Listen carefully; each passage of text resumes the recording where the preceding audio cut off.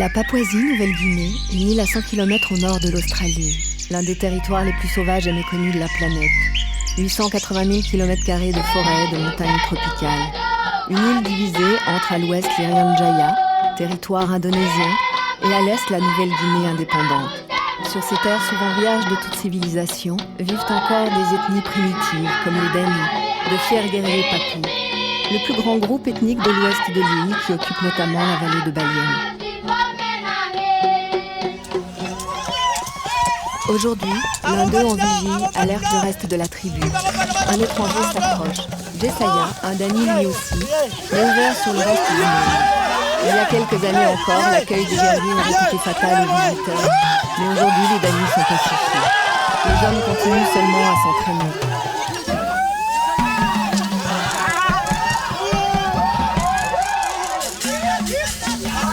Jessaya est un ami de la tribu. Il est accueilli par le chef du village avec les honneurs et rituels dus à ce rang.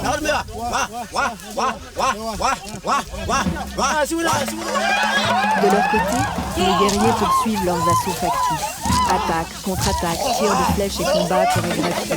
Ces entraînements font partie du quotidien de ces hommes.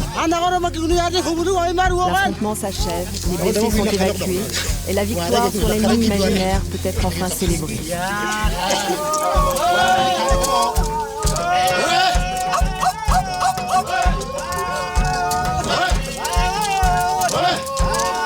Accompagnés par Jessaya, les fiers combattants rentrent au village. Aujourd'hui, la visite de leur ami est une occasion supplémentaire de faire la fête.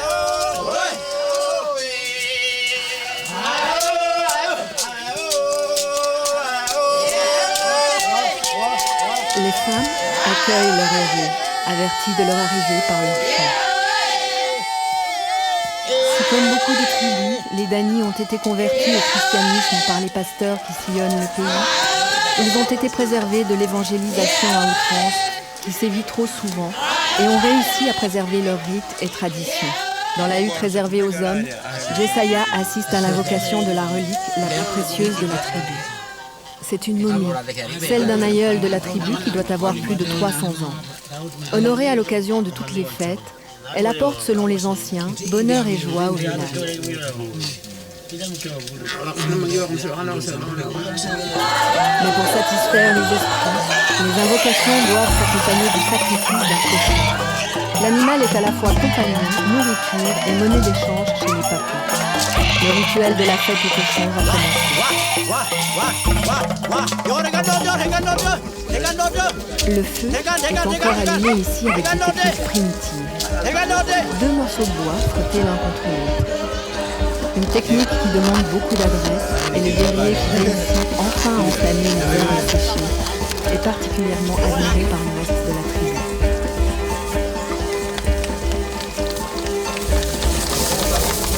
Jessaya en profite pour faire une surprise au chef. Des cadeaux. Mais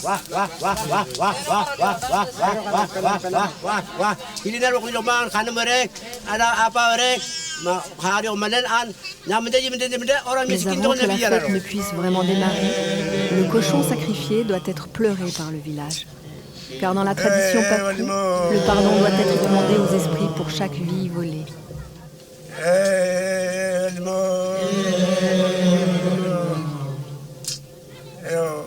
Ce rituel accompli, un four est construit pour l'occasion.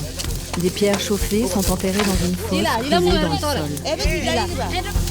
Pendant que certains s'activent, les autres s'adonnent à l'un de leurs passe-temps favoris, fumer. Le cadeau de Jessaya vient à point nommé. Du tabac dont chacun reçoit une part.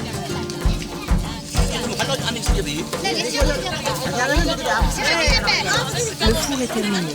Les Dani placent le porcelet sur les pierres et recouvrent le tout de feuilles et de branchages.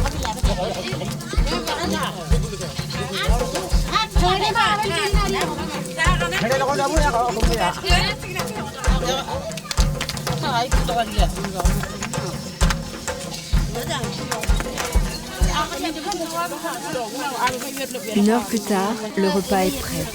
Le four est ouvert et l'animal rôti apporté au chef. C'est lui qui va procéder à la distribution.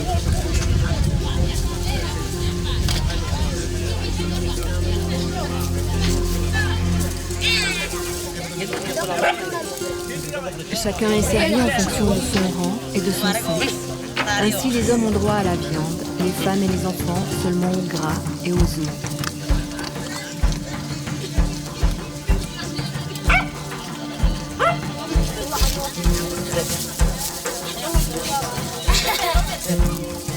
Le chef s'octroie le meilleur morceau. Une raison de plus pour lui, s'il en fallait une, de perpétuer cette coutume. Autre tradition chez les Dani comme chez d'autres tribus, l'étui pénien ou todeka. Grand, petit, droit ou de travers, il est fièrement arboré par les hommes, sans préjuger bien sûr de ce qu'il peut contenir. Toujours porté en position de garde à vue, cet attribut est d'abord un ornement qui varie en fonction de l'occasion. Les hommes prennent grand soin de sa fabrication. Matière première, une courge, dont la forme peut être étirée en y suspendant des pierres.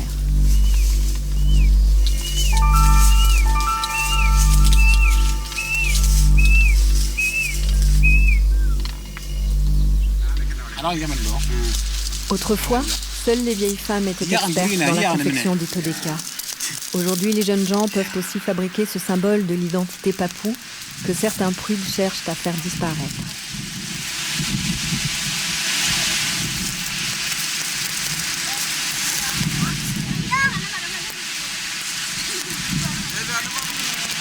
Leur confection est loin d'être du sur-mesure. La forme et la taille de la courge déterminant la taille de l'étui. Une fois cueillie, celle-ci est préalablement durcie au feu.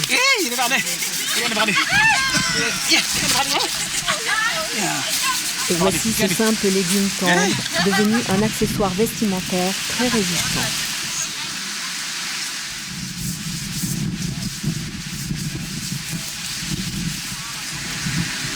Il ne reste plus qu'à les vider et le tour est joué. Sans ce plus simple appareil, le papou est considéré comme mort. Mais une fois revêtu de son todeka, le guerrier Dani est désormais prêt à toutes les sorties.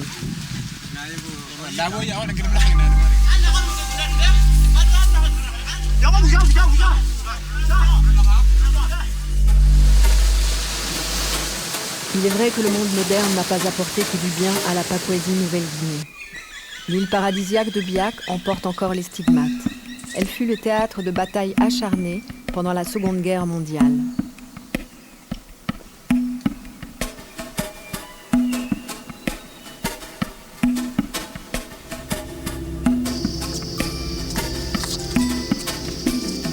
Rudolf et Eric s'intéressent à ces vestiges, car ils portent une autre histoire de l'indépendance que celle racontée par les livres indonésiens.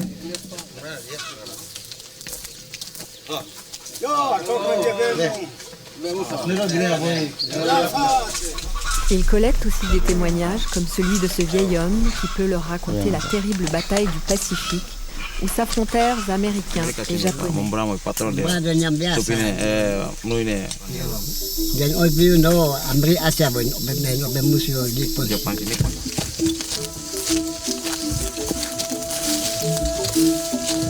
Mais au-delà des récits des témoins, Rudolf et Eric veulent aller plus loin à la rencontre de l'histoire de leur île. Là où dans la jungle, dans ces grandes grottes, se cachèrent les troupes japonaises après le débarquement américain. Une tragédie les y attendait. Les Américains ont pris le contrôle de l'île, mais les Japonais ne se sont pas rendus. 3000 soldats nippons se sont battus jusqu'au dernier.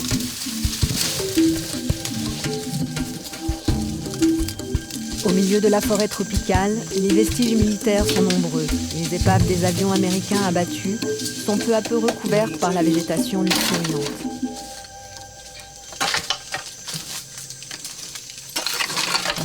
Je sais où se trouve un bombardier américain bien conservé. Mais pour ça, il faut me suivre sous l'eau.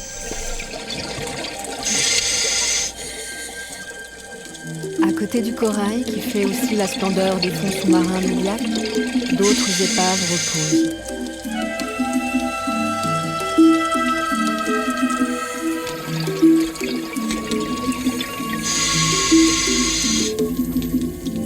Avec le temps, les poissons ont colonisé toute cette ferraille, comme celle de ce bombardier qui fait presque désormais partie du récif. Ils y ont trouvé un abri douillet.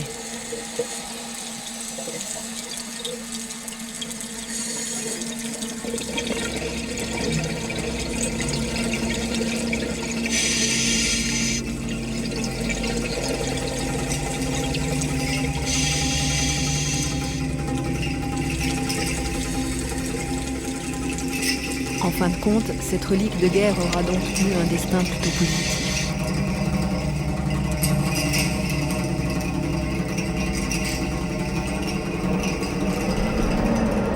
Mais revenons chez les Dani. 70 ans après leur premier contact avec le monde moderne, leur mode de vie est resté très primitif. Les familles vivent dans des petits villages, cultivent la terre et élèvent des porcs. Seuls quelques-uns, comme Josiah, font le lien avec les réalités contemporaines.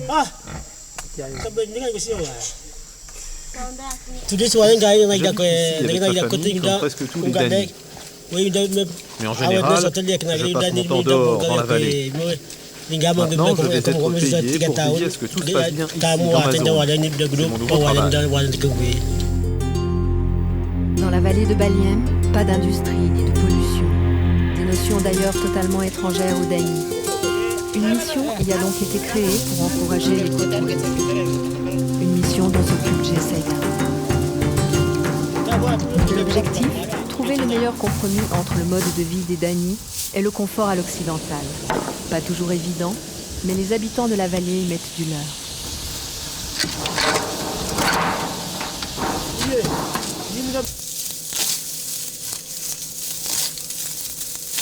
À proximité, les orchidées prolifèrent. Josiah en prend soin et entretient même ce jardin d'Éden. Pour le protéger des cochons sauvages, il y installe une clôture et les hommes des villages voisins sont venus l'aider.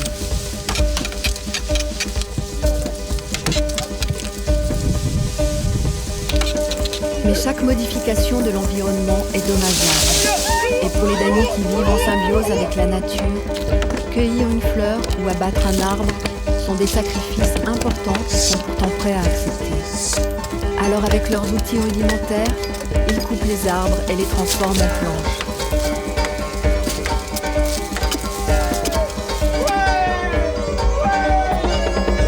Et les hommes célèbrent leurs efforts à grand renfort de cris.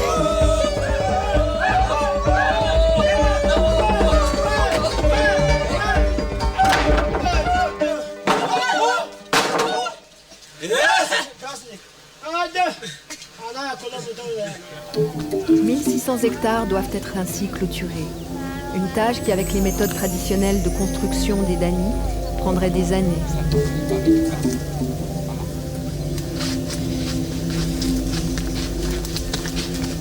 Alors Josiah discute avec son chef de la poursuite des travaux dans la zone.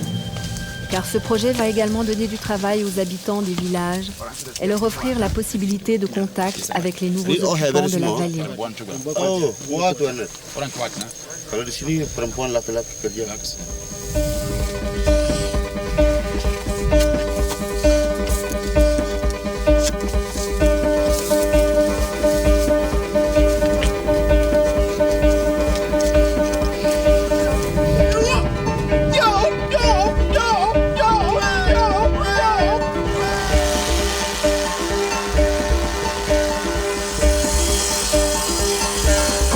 Quelques kilomètres de là, travaille le menuisier de la mission. Josiah surveille les travaux. Il veut être sûr que les différents styles de construction seront harmonieux, et notamment pour le coût du projet, la construction d'un hôtel. Pour moi, c'est tout nouveau de voir un hôtel se construire. Pour ce travail, on a besoin de bien que celles qui sont traditionnellement. Et on se débrouille. On fait tout nous-mêmes. Des portes aux fenêtres, en passant par le toit, jusqu'au meuble. Bien loin de ces considérations et de l'univers des Dani, Jayapura, la capitale de l'ouest de la Papouasie-Nouvelle-Guinée. Un îlot de modernité au milieu de la plus grande, la plus sauvage des provinces d'Indonésie. Jayapura est un centre administratif et commercial typiquement indonésien. Comme partout en Asie, les nombreux magasins de la ville proposent un choix faramineux de modèles de téléphones portables et leurs rayons regorgent d'appareils électroniques en tout genre. Mais à 1 heure de vol de là, le contraste est saisissant. Là, sur les hauts plateaux, la nature et le mode de vie de la Papouasie sont restés intacts, mais même depuis des milliers d'années. Là, les rites ancestraux ont survécu. comme celui dit des veuves obligées de vivre, ces femmes de la tribu d'Ani qui se mutilent les phalanges en signe de deuil.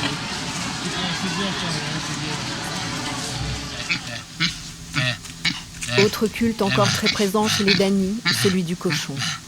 Ici, l'animal est domestique, un ami objet de toutes les attentions, voire même de caresses.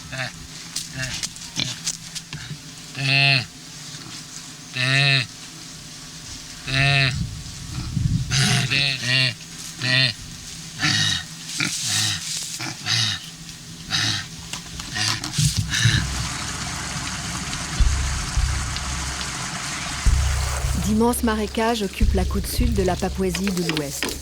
Là, le seul moyen de transport est toujours le bateau, comme ces pirogues construites par la tribu des Asmat. Elles sont taillées dans un tronc d'arbre, puis durcies au feu. Une tradition qui réunit selon les hommes.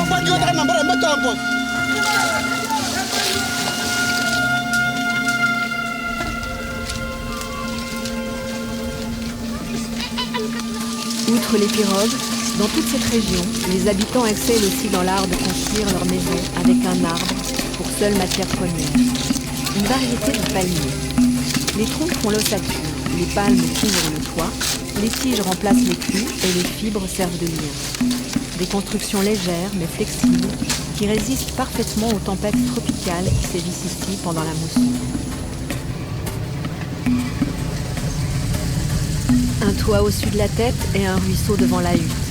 Les conditions sont réunies pour vivre dans ces contrées sauvages de la Papouasie de l'Ouest qui font la joie des visiteurs. En route donc pour le pays des Asmat. Les hommes du village pagaient vers les profondeurs du delta de la côte sud de la Papouasie. Ils partent pour la récolte de sagou, l'une de leurs activités principales. Le sagou est la fécule extraite de la pulpe de certains palmiers et qui leur apportera une grosse part de leur ration alimentaire.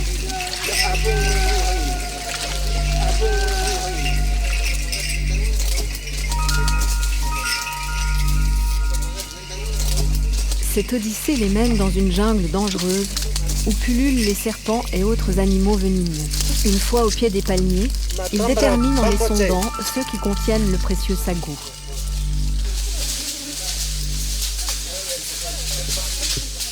Si un liquide épais à base d'amidon reste collé sur la baguette, la récolte peut commencer. Pour la tribu des Asmat, chaque espèce dans la nature est sacrée, et ils déplorent toujours d'abattre un arbre.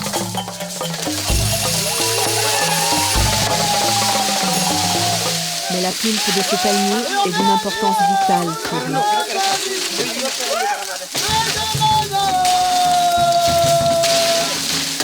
Pour l'extraire, l'arbre fournit lui-même les ustensiles. Le tronc mesure près de 10 mètres. Il est travaillé directement sur place pour servir de récipient en forme de toboggan. Les feuilles sont utilisées pour fabriquer un tamis.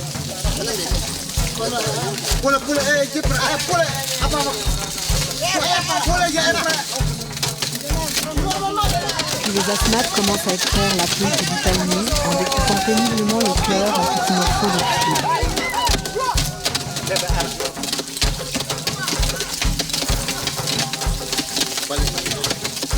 Ces morceaux filandreux sont lavés intensément et la pulpe filtrée par le tamis glisse dans le toboggan et les hommes peuvent enfin récupérer le précieux sagou.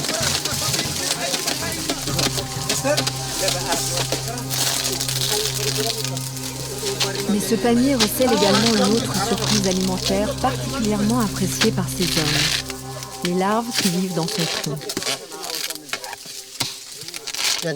Aussitôt saisi, aussitôt consommé. Un apport en protéines qui est d'abord un régal pour les Asmat.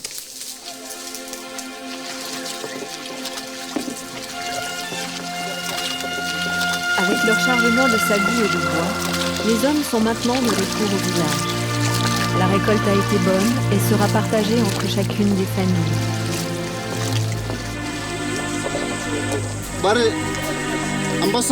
On n'a pas besoin de faire beaucoup d'expéditions dans la forêt. Le sagou récolté suffira à nourrir ma famille pendant 2 semaines. Et nous, les hommes, nous pourrons cultiver le bois restant. Mais attention, sans en révéler les motifs aux femmes, c'est tabou.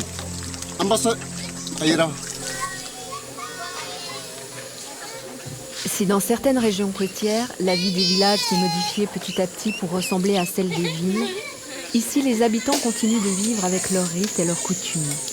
Les femmes sont chargées de la plupart des tâches quotidiennes. Elles doivent par exemple cuisiner pour les hommes.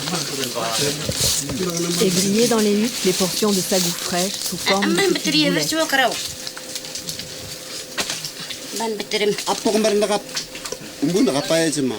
Nous ne mangeons que la mince partie qui se trouve entre le grillé et le cru. C'est délicieux et excellent pour la santé, mais je sais que les étrangers ont du mal à apprécier.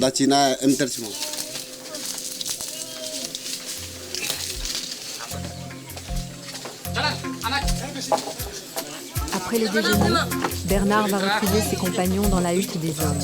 Dans le village, les enfants sont partout. Bernard est lui-même le père de 5 d'entre eux.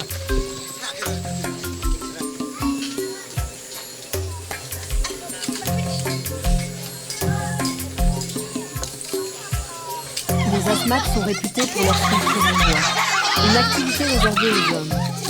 Ces sculptures sont un des aspects du célèbre art papou, mais elles font d'abord partie des croyances et des rituels. Aujourd'hui, les hommes sculptent des boucliers de combat.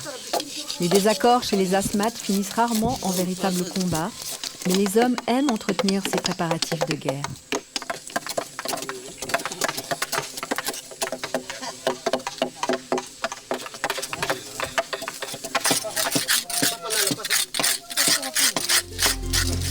Les pigments servant à décorer les boucliers sont extraits à partir d'écorce. Le rouge, couleur du sang, est censé protéger son propriétaire.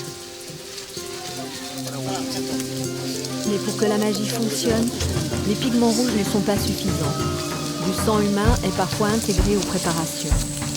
Un rite fréquent pour les peintures de tam-tam. Car tout comme les boucliers, ces instruments utilisés pour les fêtes et les consécrations doivent porter une part de la personnalité de leur propriétaire. Et puis ce mélange du sang et de la chaux fait un bon enduit.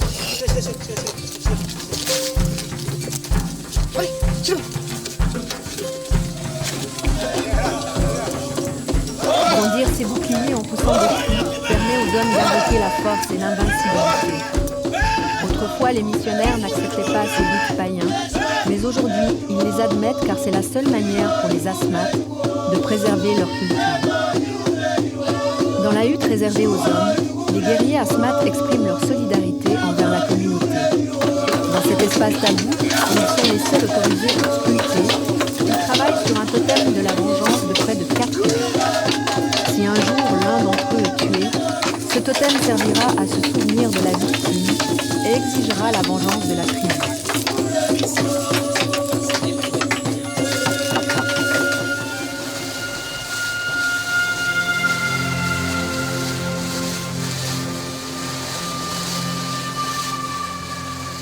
De temps en temps, Bernard quitte la vie traditionnelle du village.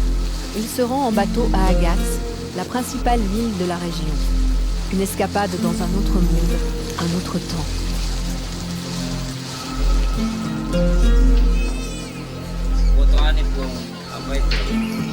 La ville avec son petit air malaisien est surtout réputée pour ses trafics en tout genre. Mais pour les asmates de l'arrière-pays, c'est d'abord une porte vers la civilisation. Les rues sont envahies de boutiques et de commerces où on trouve de tout. Des têtes réduites comme des objets d'art en toute discrétion. Mais aujourd'hui, Bernard a décidé de profiter des distractions qu'offre la petite ville. Et il se laisse tenter par une partie de billard. C'est une distraction pour moi, surtout comparé à notre vie au village. J'aime le billard, mais malheureusement, je le fais trop rarement.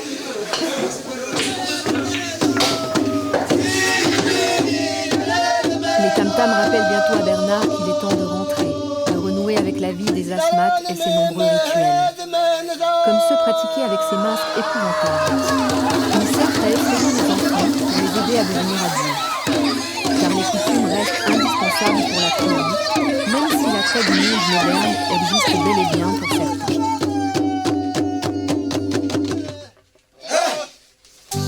Autre lieu, autre ambiance. Voici le lac de Sentani, dans la partie est de l'île à proximité de la frontière avec la Papouasie-Nouvelle-Guinée. Un endroit idéal pour la détente. la vie suit son cours, lentement, mais sûrement. Eddie vit avec sa famille sur une petite île du lac. Comme presque chaque jour, sa sœur travaille sur un tapa, un tissu fabriqué à partir d'écorce. Elle les peint, puis va les vendre à la capitale ou simplement sur les rives. Elle utilise des pigments et de la cendre pour dessiner les créatures qui peuplent le monde des anciens.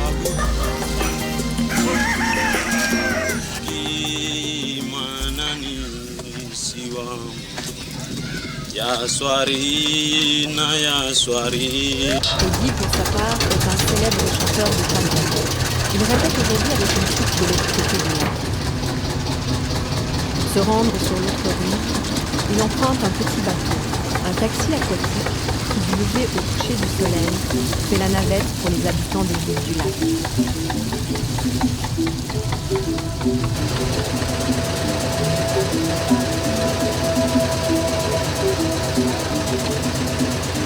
Sur les rives, la ville s'écoule tranquillement. C'est les vacances. Et les enfants profitent du lac Saint-Denis pour se baigner. L'endroit idéal.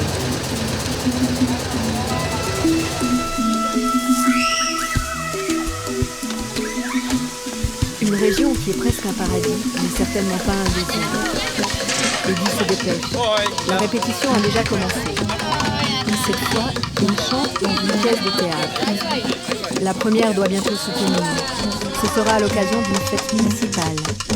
Et si elle remporte un succès, la troupe espère bien pouvoir se produire dans la capitale. Au menu de son répertoire, de vieilles chansons du coin et des histoires de missionnaires. Dan untuk itu saya sudah datang kepada teman-teman saya untuk tari bersama, yospan bersama adalah salah satu budaya dari Papua. Di sana di pedalaman Irian.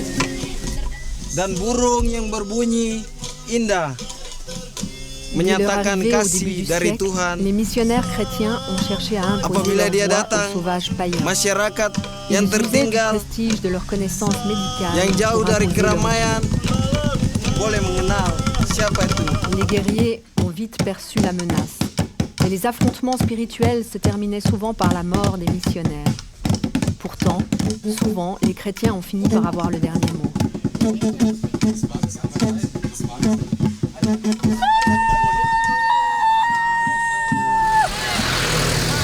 Alors Eddie et ses amis se qualifient aujourd'hui de papus chrétiens. Une identité où la religion respecte les croyances de leur culture. Pour se faire les apôtres de cette identité, les jeunes papous n'hésitent pas à utiliser les techniques modernes. Eddie doit d'ailleurs retourner à la capitale de la province pour acheter du matériel technique nécessaire pour le spectacle. Et voici donc Jayapura, la capitale de la Papouasie sur la baie Humboldt. Perdue au milieu de la végétation, cette ville n'a pas vraiment l'air d'une grande métropole, malgré plus de 120 000 habitants et ses aménagements typiquement indonésiens. D'ailleurs, pour les nombreux hommes d'affaires de Java qui sont obligés d'y travailler, Jayapura est la seule ville qui vaille vraiment la peine dans un pays qui leur semble arriéré.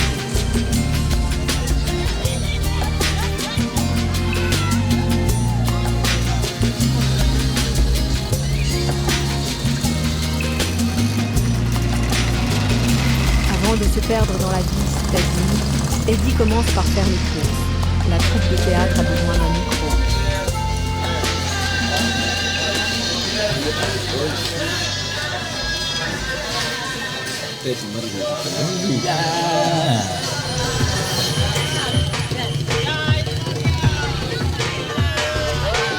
Autour d'eux, motos, mobylettes, scooters, l'avion. Autant de rêves pour tous les jeunes de la Papouasie de l'Ouest, avec un objectif, celui de pouvoir se déplacer par leurs propres moyens. En attendant d'y parvenir, Eddie et ses camarades vont rejoindre des amis en vie. Il y a toujours une bonne raison de faire la fête. Cette fois, ils sont invités à un anniversaire. Comme toujours, la musique attire les voisins. Et une petite fête de famille devient vite une grande soirée.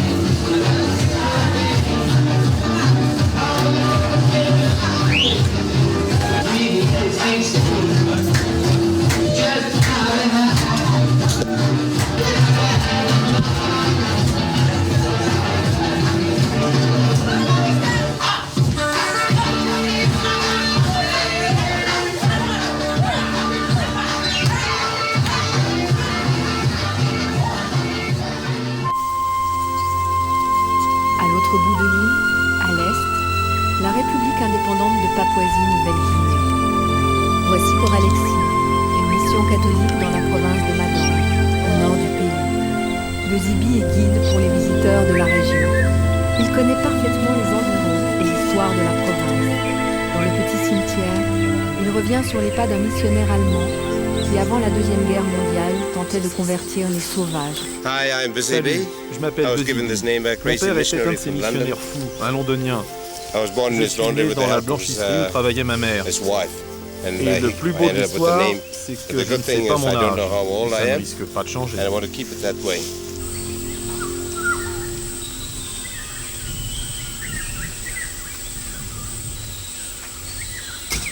Aujourd'hui, Bezibi est toujours en contact avec la communauté religieuse qui abritait son père.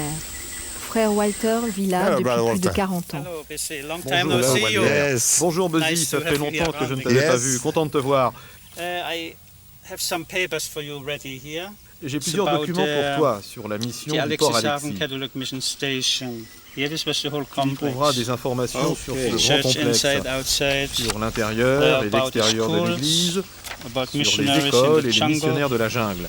Thank you. Merci beaucoup, very ça much. va m'aider dans mes It's very recherches. vital to me. Thank you, Bessie.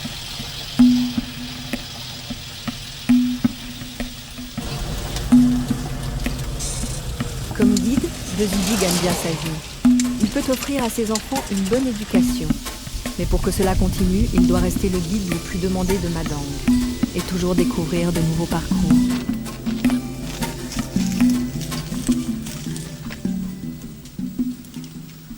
This is a newly Dans cette discovered région, primary la forest. jungle n'a presque pas été We're planning to explorée. bring in J'aimerais bien y emmener des ornithologues. There's Les birds oiseaux of de paradis, paradise, les loris, les magpies, perroquets royaux, les lorikeets, oiseaux king rhinocéros, parrots, toutes all ces sorts in espèces there. vivent dans cette But forêt before I do that, primitive. I Mais have avant to de les check it out emmener, myself first. je vais moi-même sur place.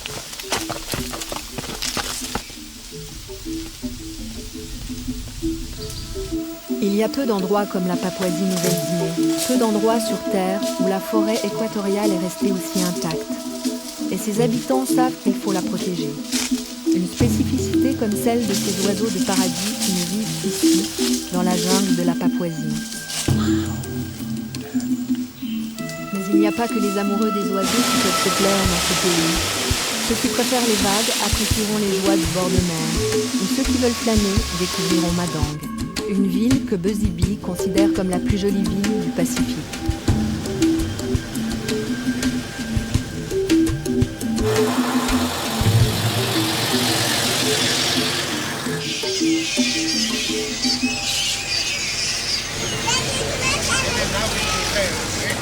Comparé au reste du pays, Madang est plus moderne.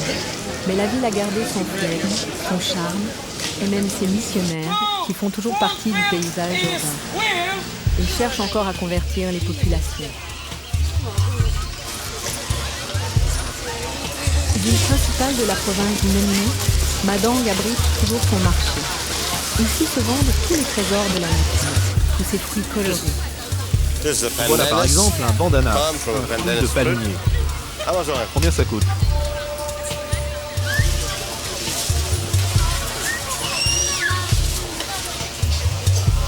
Même pour les indigènes, les bandanas ne sont pas des fruits communs. Ce sont des mets de choix, au même titre que les larves fraîches. Car l'ordinaire d'un repas est plutôt constitué de patates douces et de poissons.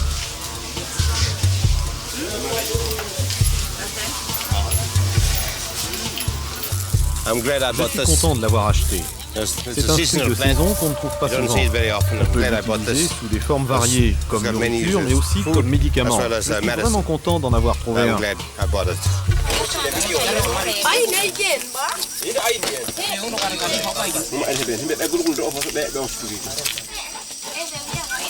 À quelques kilomètres de là, dans le village de Degar, Bezibi est attendu par sa famille et ses amis. Okay. Ce soir, ils veulent préparer tous ensemble leur repas préféré, Kami plato pun asalnya le gimana plat sih? national. Légumes, poulet et lait de coco sont mis à mijoter ensemble en glissant des pierres brûlantes dans la cocotte.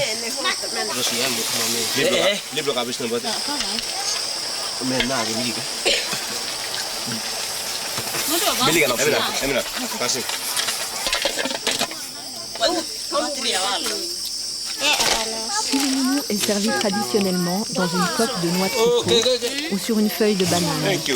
Reste à déguster et à se relaxer. L'occupation favorite des Yazidis, comme de tous les habitants de la province de Madon.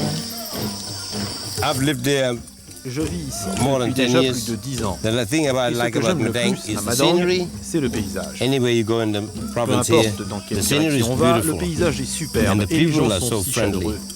I've been to many J'ai parts déjà of the été dans country, plusieurs parties almost du all pays, over the Papua New pratiquement Guinea. partout en Papouasie-Nouvelle-Guinée. Mais Madang Madang is est the number numéro one 1 for pour me. moi.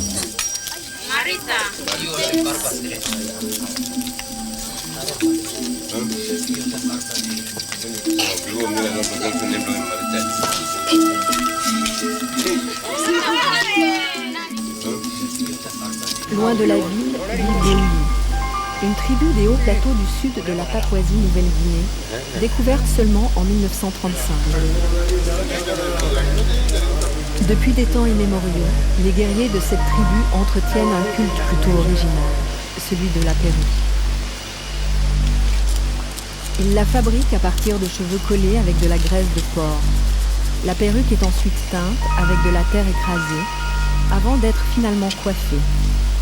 Chaque guerrier uni se confectionne plusieurs perruques. Il y a celle de tous les jours et celle des grandes occasions. Mais pour une perruque de cérémonie sophistiquée, ces artistes du cheveu peuvent travailler pendant 2 ans.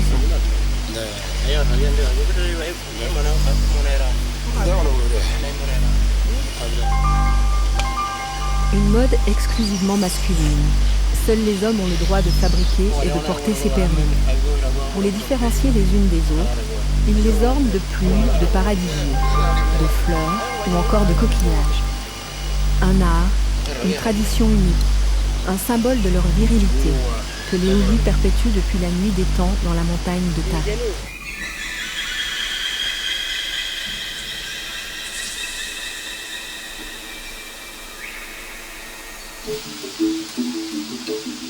Protégés par l'isolement de leur village perché à 2000 mètres d'altitude, la vie des Uli n'a pas changé.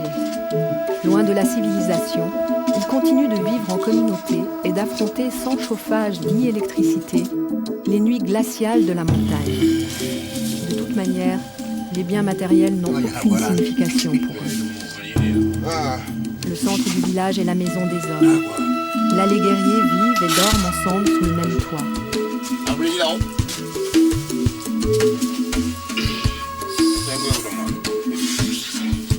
Oronaba est le chef du village, un titre dont il n'a pas hérité mais qu'il a remporté. Les combats sont encore fréquents chez les Uli entre les clans. D'ailleurs, Oronaba et ses hommes viennent juste de remporter une guerre. Il y a eu un mort dans le camp adverse et pour Oronaba, c'est une raison pour baisser les armes et discuter avec ses hommes de la cérémonie de la victoire.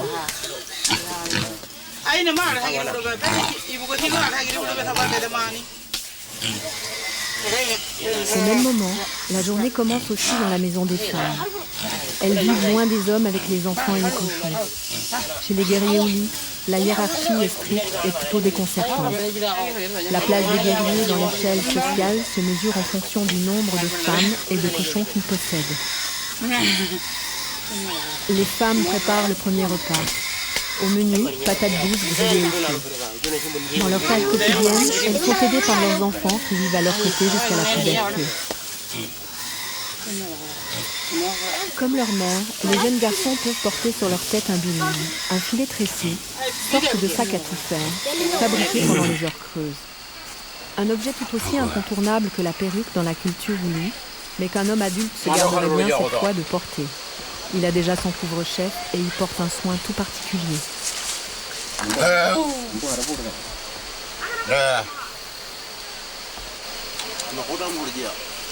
Lors de leur toilette matinale, Oronaba et ses compagnons prennent leur temps.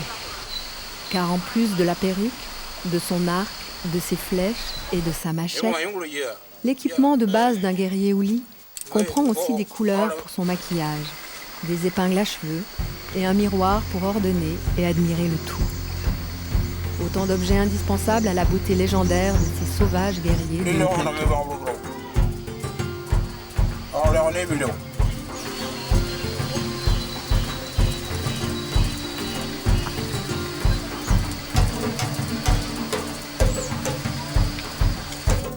sûr, nous, les Houlis, on est des guerriers de grande valeur.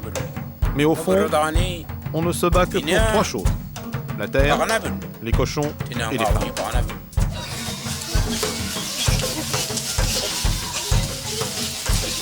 D'ailleurs, le cochon est la monnaie officielle des Houlis.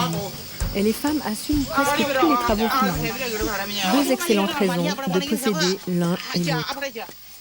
Après sa victoire, Orhan Aba, le chef du clan, se dirige aujourd'hui vers la maison des femmes.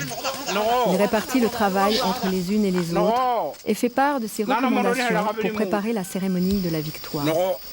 Le chef a parlé et les femmes se mettent au travail.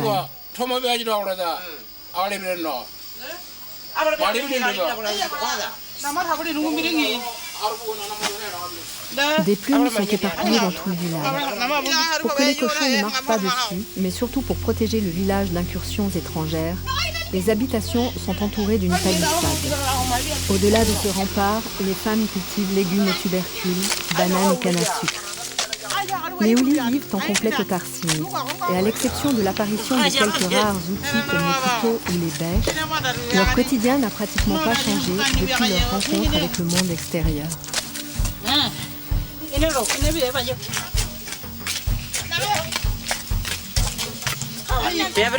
femmes, nous devons travailler beaucoup plus que les hommes. Nous faisons le travail des champs, on s'occupe des cochons et des enfants. On ne peut jamais se reposer. Ils sont souvent paresseux, et en plus ils mangent trop. Mais d'un autre côté, ce sont de très bons guerriers.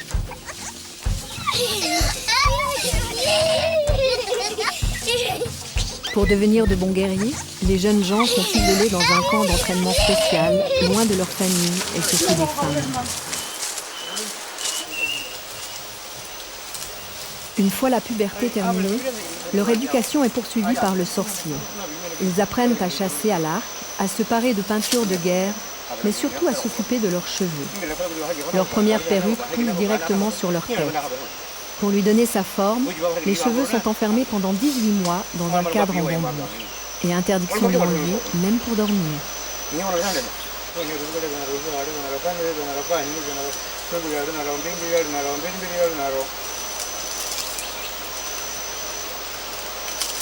Pour accélérer leur croissance, leurs cheveux sont régulièrement trempés dans l'eau d'une source chaude et le sorcier ne lésine pas sur les incantations.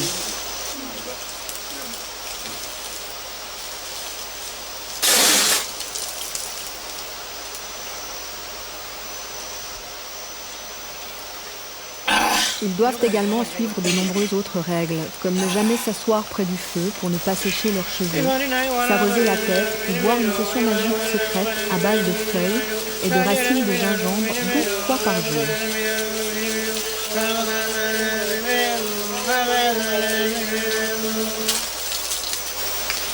Une fois la taille et la forme souhaitée atteintes, les cheveux sont rasés, mais les jeunes gens reviendront tous les 2 ans au camp pour laisser repousser la perruque suivante. Après avoir accompagné les jeunes au camp d'entraînement, Orhan Aba rentre au village et rameute ses guerriers. De leur côté, les femmes n'ont que rarement l'occasion de quitter le village, car les Houlis sont presque continuellement en guerre.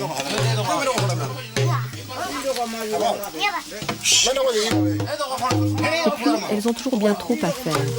Ainsi, pour le repas de cérémonie de la victoire, elles préparent des bananes et des tubercules qu'elles feront cuire dans un four en terre chauffée par des pierres brûlantes.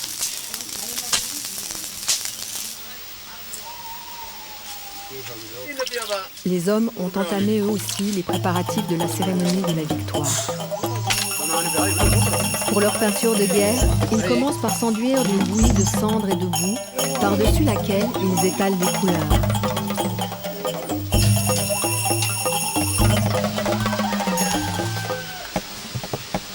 Lorsque les Houlis ne connaissaient pas le miroir, les guerriers se maquillaient mutuellement.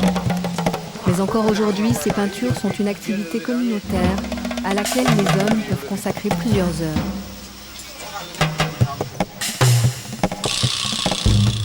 Pour les motifs de ces maquillages, ils prennent inspiration dans la nature. Nous copions les oiseaux de paradis. Il y en a de toutes sortes. Parfois, on passe toute la journée dans la forêt pour les observer. Ce sont nos étalons de beauté et on se décore comme eux. Au cours des Sing Sing, les fêtes traditionnelles, les Houlis pratiquent des danses comme celle-ci, dites des générations. Des transes intenses et brèves. Le fils de Horonaba, John Mai, est le héros du jour. C'est lui qui a chassé les guerriers ennemis. Il est aujourd'hui le plus beau, le plus fort. John Mai loue l'esprit combatif de ses hommes, conjure ses ennemis et rappelle qu'il ne faut surtout pas perdre sa perruche dans la montagne au cours des combats.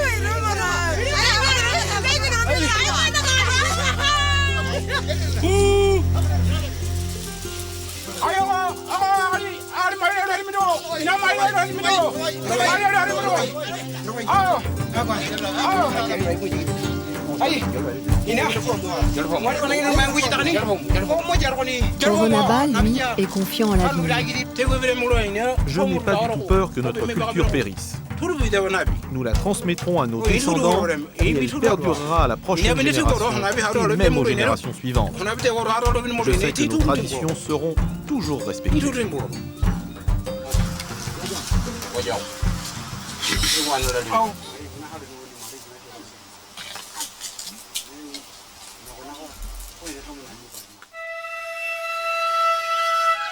Loin des montagnes, la Papouasie-Nouvelle-Guinée réserve encore d'autres splendeurs, et presque encore plus secrètes, comme à Toufi, le paradis pour la plongée sous-marine, un paradis connu des plus grands plongeurs. Contrairement aux peuples de l'intérieur des terres, les indigènes ici ont des allures de Polynésiens. Comme eux, ils sont pêcheurs, et il est vrai que de la mer des Salomon, les îles du Pacifique ne sont qu'à quelques encablures. La côte de Toufi est grandiose. Les éruptions volcaniques ont sculpté des fjords étranges, recouverts aujourd'hui de denses forêts équatoriales. Sous la surface de l'eau, de splendides récifs coralliens intacts que les plongeurs ont hâte de découvrir.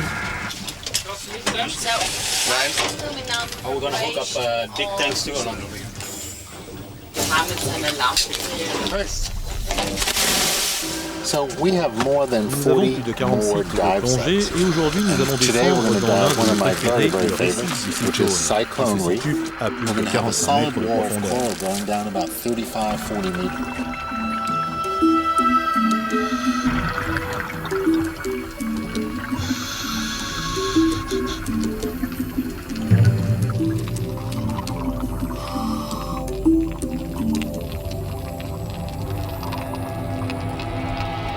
Les richesses sous-marines de la Papouasie sont immenses et sa faune et sa flore particulièrement préservées. Pour les années à venir, espérons que l'homme saura en profiter tout en continuant de les protéger.